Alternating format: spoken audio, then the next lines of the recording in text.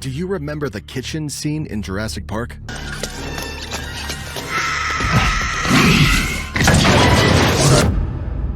How about the first 20 minutes in E.T.?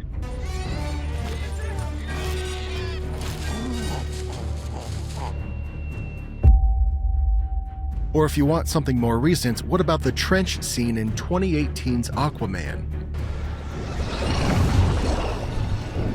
All of those are undoubtedly, genuinely horrifying moments that are inside of movies that are otherwise family-friendly, big fun, action-adventure films.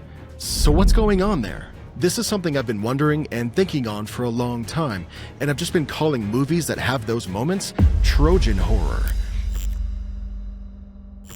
I'm calling it that because just like the Trojan Horse, these movies look like harmless gifts, fun adventures.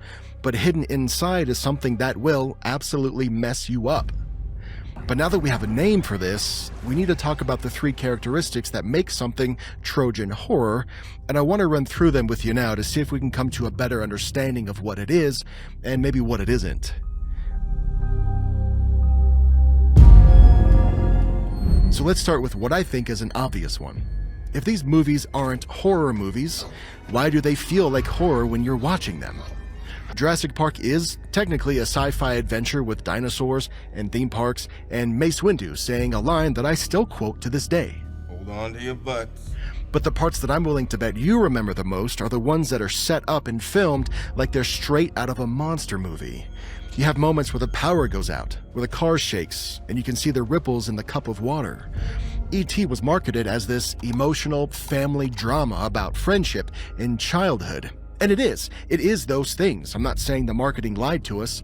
It didn't. But you can't tell me that that first stretch in the woods didn't feel insanely creepy the first time you saw it. Same with the house getting wrapped up in plastic and all of the medical gear everywhere. Aquaman is a superhero movie that spends most of its time doing big CGI battles and goofy humor. And then the trench scene comes along and it's pretty much a horror short film in the middle of a comic book movie, with that tiny boat and that massive storm and this wall of just nightmare creatures closing in on every side. And by the way, I don't know if you remember when they announced that James Wan was going to be the one directing the Aquaman movie, but when I heard that all the way back in 2017, I was confused at first. I said, wait, the guy who did Insidious? All of the good Conjuring movies? The guy who did Saw 1, he's doing Aquaman? But then I remember getting very excited shortly after that confusion wore off, because from the bottom of my heart and just in the back of my mind, I knew he was going to put something scary in there, even if it wasn't the focus of the movie. And he did. My favorite part of that whole film is the trench scene. And I know, I don't mean to keep harping on these same 3 movies for the whole video. I'll think of more before I finish. In fact, now that you're probably getting it by now, leave a comment with your favorite Trojan Horror instances in the meantime, and we'll compare notes when we get there. The second characteristic of Trojan Horror is how hard it can hit you, especially since you don't expect it. When you sit down to watch a horror film, you are mentally braced. You're waiting for the jump scares and the creepy faces and all the messed up stuff. There's at least a little bit of emotional armor there because you literally signed up for it. But with Trojan Horror, your guard is all the way down, dude. You put in the movie and you're expecting cool dinos, feel-good roller coasters, or loud superhero fun. You're just sitting there in chill mode with your jammies and your popcorn, and then without so much of an iota of a warning, they just fastball this intense horror sequence at you, and because your guard is down, it feels so much scarier. It's part of why those scenes become a lot of people's favorites, especially mine. One moment it's just pure awe and wonder, and then the next minute you're watching, literal children hiding from vicious apex predators in this stainless steel maze of a kitchen.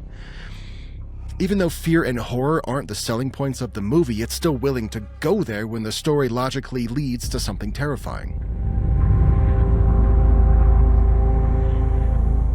The third characteristic with Trojan Horror is, I think, a little more practical. If these things aren't in the horror section, then how can you even spot them? Imagine with me for a minute. Imagine Blockbuster still exists, and you and I are in it. First, real quick, let's just take a moment to smell the air and soak in the vibe. It's been a while. That's nice. And now, in our hypothetical blockbuster that still exists, you've got the big horror wall, right? There's Freddy, Jason, Michael, Terrifier, Insidious, it's got all the good stuff.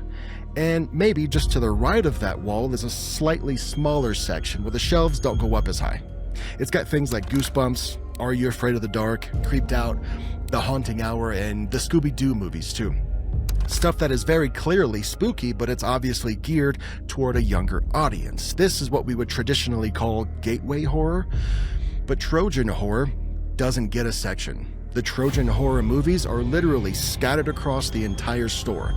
And from what I can tell, you can only find Trojan Horror after the fact by remembering your own reactions to movies that you've already seen.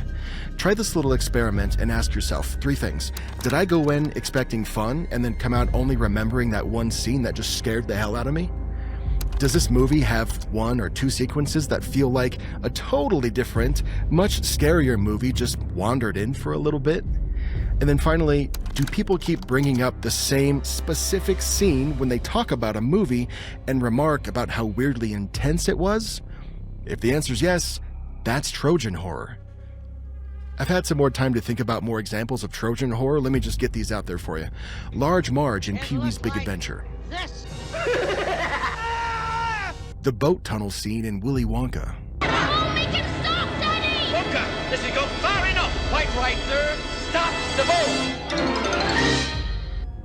The Wheelers in Return to Oz.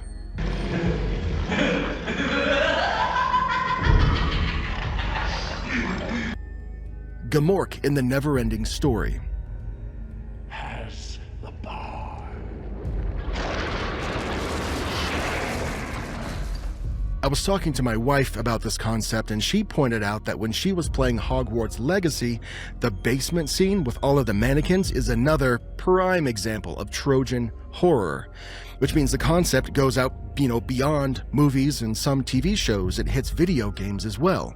That all of those movies and that game are without a doubt family-friendly classics, but I don't think you'd argue with me when I say that it feels that those very specific scenes were just handed off to an entirely different production team that specializes in nightmare fuel.